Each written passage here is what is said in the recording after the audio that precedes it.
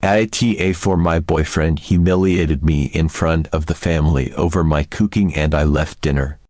After that I started cooking only for myself. I've 26F been dating my boyfriend 28M for almost a year now, and up until recently, I would have said things were going really well between us. He's sweet in so many ways, always does little things like bringing me coffee in bed on Sundays, and he's got this incredible sense of humor that always makes me laugh. I really thought we were a great match. But something happened last weekend that has left me questioning our relationship, and honestly, I can't shake off how hurt and embarrassed I felt. A bit of background might help paint the picture. I love cooking. I'm not a professional chef or anything, but it's one of my biggest passions. I spend a lot of time looking up recipes, experimenting in the kitchen, and trying to make meals that are both healthy and taste great. My boyfriend knows how much cooking means to me. He's even complimented my cooking skills several times, though there's always been this one little caveat. That caveat is his mom's cooking, and more specifically, her lasagna. I swear, I've heard about this lasagna more times than I can count. The legendary lasagna seems to hold an almost mythic place in his heart, and he never misses an opportunity to compare my dishes to his mom's cooking. It's usually lighthearted, and I try to just laugh it off because I know it's a common thing for guys to compare everything to their mom's cooking. But lately, it's felt less and less like teasing and more like undermining my efforts. A few months ago, I even decided to make lasagna because he wouldn't stop talking about it.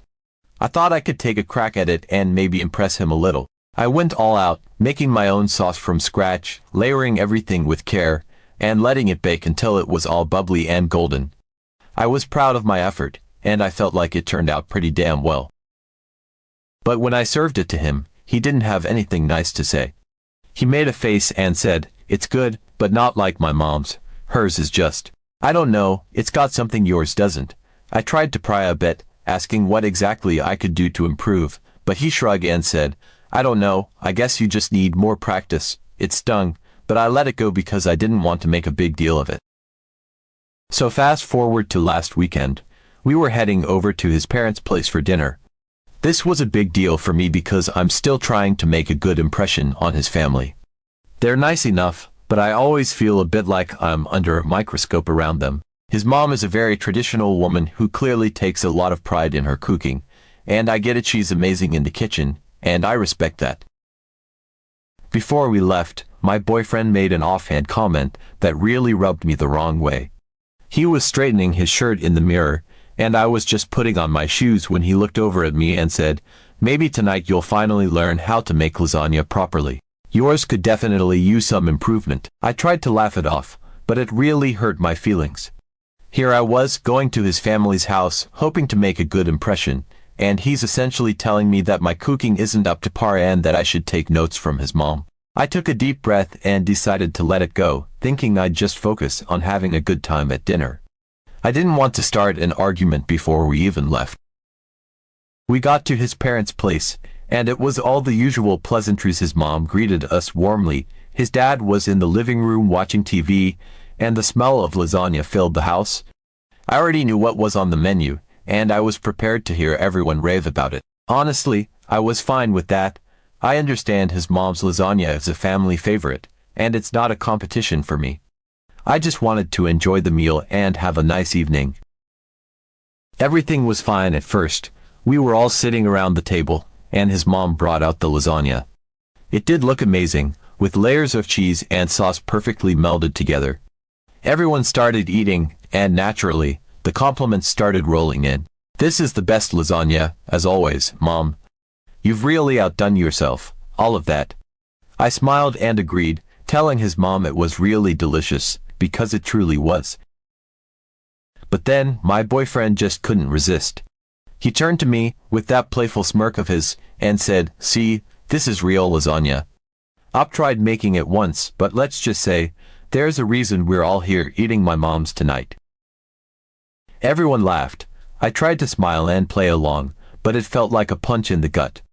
I could feel my face getting hot, but I kept quiet.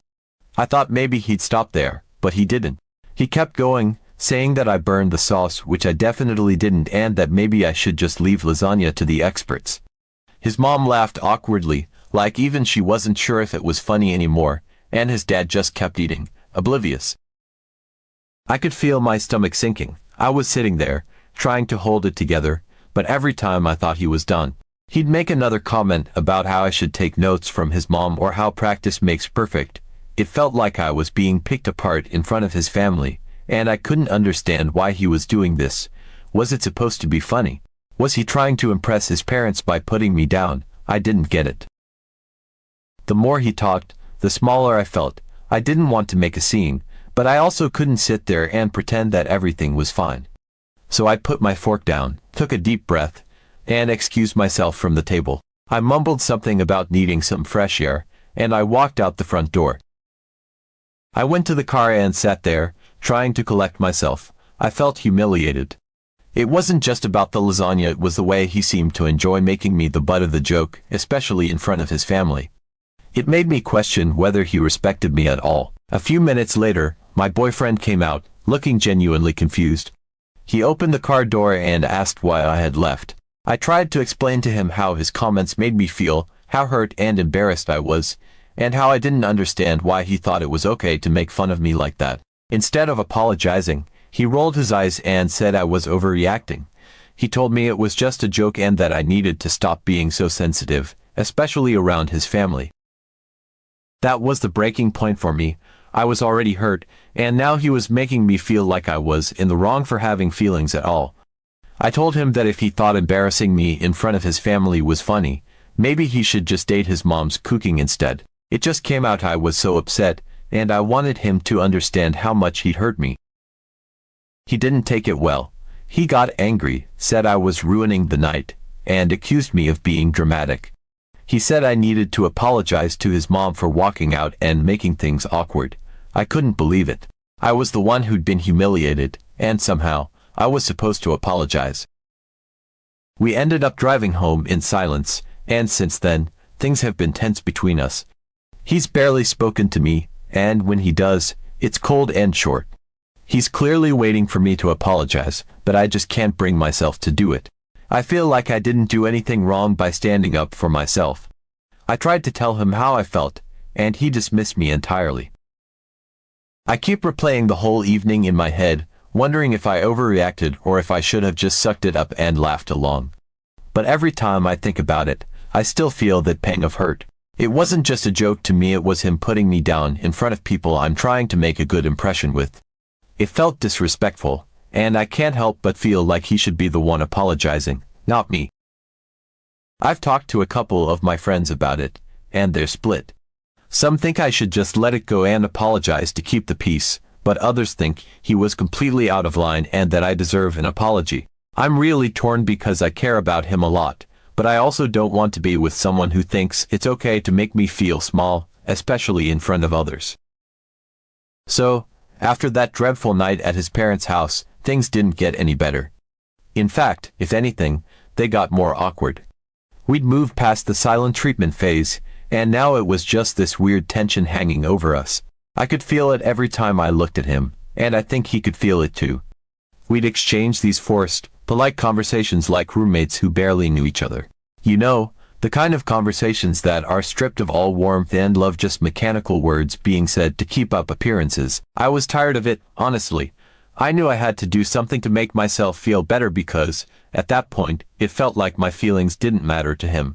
And since he made it clear he wasn't going to apologize, I decided that I was going to take back my power in one of the few ways I could. I was going to stop cooking for him. I know it sounds petty, but cooking is something I genuinely love. It brings me joy, and when I cook for someone, it's my way of showing love and care. But he took that and turned it into something hurtful. He belittled it, and in a way, he made me feel like all that effort was meaningless. So, I decided it was time to stop giving that part of myself to him. The first day I did it, I could feel my resolve harden. I walked into the kitchen and made myself a beautiful breakfast. Pancakes, scrambled eggs, crispy bacon, the works. He came out of the bedroom a little while later, sniffing the air. I could tell he expected a plate to be waiting for him, just like always.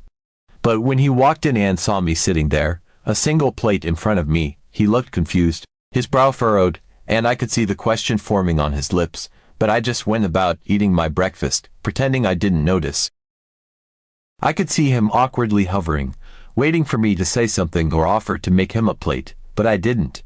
Instead, I just smiled and said, "Morning," before taking another bite of my perfectly fluffy pancakes. He finally asked, "Is there anything for me?" and I shook my head, keeping my tone even. "Nope, I just made enough for myself." He didn't say much after that, just sort of nodded and mumbled something before heading back to the bedroom. I could tell he was annoyed, but he didn't press it then. For lunch, it was a similar story. I made myself a nice pasta salad, and again, he came out, looking around, expecting to see something for him. When he asked why I hadn't made anything for him, I simply said, "Well, you don't like the way I cook, remember? I figured it was better this way. I like my cooking, so I'll just cook for myself." He looked like he wanted to say something, but instead, he just turned and left the room. That evening, he decided he wasn't going to take it anymore. He stomped into the kitchen, grabbed some ingredients, and started cooking for himself. I sat in the living room, watching TV, but I could hear the chaos in the kitchen. Pots clanging, drawers opening and slamming shut. He was clearly struggling, and I knew he wasn't much of a cook. Honestly, it was a little satisfying to hear it felt like a small form of justice. Eventually, he emerged with something that vaguely resembled a meal. He sat down at the table across from me, and I couldn't help but glance at his plate. It was a sad-looking bowl of undercooked pasta with some kind of watery sauce. I could tell just by looking at it that it wasn't good. He took a bite, and I watched as his face twisted. He tried to keep a straight expression, but the look of disappointment was unmistakable.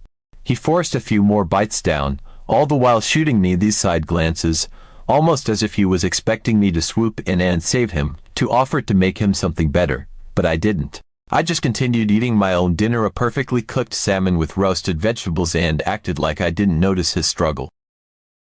Over the next few days, this pattern continued. I would cook for myself, making dishes that I loved, things I knew I was good at: risottos, curries, homemade bread, you name it. I'd enjoy my meals, savoring each bite, while he either attempted to cook for himself or resorted to takeout. I could see his frustration growing, but he was too proud to admit it. He'd make his mediocre meals, sit down across from me, and eat in silence, his eyes darting over to my plate every now and then. It was like he was waiting for me to crack, to go back to the way things were before, but I didn't. One night, he tried to bring it up again. He said something like, "You know, I was only commenting on the lasagna. It wasn't that big of a deal." I just looked at him and shrugged. "Well, those comments made it pretty clear you don't like my cooking, so I'm just making sure I don't burden you with it." He tried to argue, saying it wasn't what he meant, that it was just one dish, but I could tell he still didn't understand why I was hurt. He was missing the point entirely, that it wasn't just about the lasagna. It was about the way he disrespected me and my efforts, especially in front of his family. Eventually, he stopped trying to cook and just started ordering takeout most nights. I think he thought that would get to me, that seeing him eat takeout while I cooked would somehow make me feel bad, but it didn't. If anything, it just reinforced how little he was willing to put in the effort. It was like he was trying to prove a point, but all it did was make me feel more justified in my decision. The whole situation made me realize just how much I'd been putting into the relationship, how much effort I'd been making to take care of him, to show him love in the ways I knew how. And it made me realize how little he appreciated any of it. It wasn't just about the cooking, it was about the lack of respect, the lack of understanding, and the lack of effort on his part. He expected me to just take care of him without ever considering what that meant for me or how his words and actions affected me. It's been a couple of weeks now, and things are still tense. He hasn't apologized, not really. He said things like, "I didn't mean it that way," or "You're taking it too personally," but there hasn't been a real apology, no acknowledgement of how his words hurt me. And honestly, I'm not sure if I even want one anymore. I think I've come to a point where I'm realizing that maybe this relationship isn't what I thought it was. Maybe the person I thought he was isn't who he really is, and maybe I deserve better than someone who thinks it's okay to belittle me and then refuse to take responsibility for it. After weeks of eating his sad, repetitive takeout, I could see it was wearing on him. At first, he tried to make it seem like it didn't bother him, like he was perfectly happy with whatever fast food or delivery he could get his hands on. He'd come into the dining area, open up his plastic takeout container, and start eating while glancing at my plate.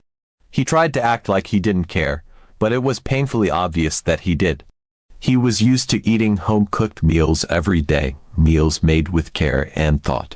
And there I was, sitting across from him with something fresh and colorful, a meal made with real ingredients, while he choked down another greasy burger or a limp, soggy slice of pizza. The more I cooked for myself, the more I noticed him hovering, almost like he was trying to work up the courage to ask me for some. I ignored it, though. I had no intention of offering him anything after how things had played out. He needed to learn that his words had consequences, and that if he wanted to reap the benefits of my love and care, he had to actually respect me. One evening, I decided to make lasagna. I don't know if it was a subconscious choice, or if I just wanted to remind myself that I was good at cooking, that the lasagna wasn't the problem, it was his inability to appreciate it. I spent hours putting it together. I made the sauce from scratch, layered it with a blend of cheeses and perfectly seasoned meat, and when it came out of the oven, it was bubbling and golden. It smelled amazing, the kind of smell that makes your whole home feel warm and comforting. As I sat down with my plate, I could see him watching from the couch. He'd ordered some takeout again, some sad-looking noodles, probably the cheapest thing he could find. He tried to look like he didn't care, but I could tell he did. His eyes kept darting to my lasagna, and I could see his frustration mounting. Eventually, he stood up and walked over to me. I could tell from his body language that he was about to try something, and I braced myself. He asked me to share, and I just looked at him, silently shaking my head. He sighed, and I could see the irritation flicker in his eyes. Without warning, he reached for my bowl, trying to take it. I pulled it away, and for a few moments, it was almost like a silent tug-of-war, him trying to grab it, and me refusing to let go. It was ridiculous, really, like two kids fighting over a toy. But I wasn't about to let him take my food after everything that had happened. He needed to understand that my cooking wasn't something he could just take for granted. He finally gave up, his face flushed with embarrassment. And that's when it happened. He broke. He actually apologized. It wasn't some half-hearted, dismissive apology like before. No, this time, he looked genuinely sorry. He said he was wrong, that my lasagna was amazing, that everything I cooked was amazing. And then, in what was probably the most vulnerable I'd ever seen him, he asked me to forgive him and to let him have some of the lasagna. He even added a bit of humor to it, almost like he was trying to lighten the tension, but it was awkward. There was something so raw and almost endearing about seeing him that way, admitting that he'd been wrong, acknowledging how much he'd missed my cooking, and actually asking, in his own awkward way, for a chance to make things right. For a few moments, I just stared at him, unsure how to respond. Part of me wanted to hold on to the hurt, to let him stew in it a little longer. But as I looked at him standing there, looking so genuinely remorseful, I felt my resolve starting to waver. I had missed this side of him, the one that was willing to admit his mistakes, the one that was human and imperfect, but trying. It wasn't the perfect apology, but it was enough for me to see that he was actually making an effort. So, I sighed, nodded, and told him he could have some. I got up, grabbed another plate, and cut him a generous slice of lasagna. As I handed it to him, I could see the relief wash over his face. He sat down at the table across from me, and for the first time in weeks, we ate together. And as silly as it sounds, it felt like a moment of healing, like we were finally starting to move past the hurt and the pride and the pettiness that had built up between us. As we ate, things felt a little lighter. He made a few jokes, and I found myself smiling in spite of everything. There was still tension, still a lot left unsaid, but it felt like a step in the right direction. He complimented the lasagna, and this time, I could tell he meant it. He even made a comment about how he could never make something like this, and for once, it didn't feel like a backhanded remark, it just felt honest. A little later, I apologized to his family for leaving the dinner that night. I was surprised at how understanding they were.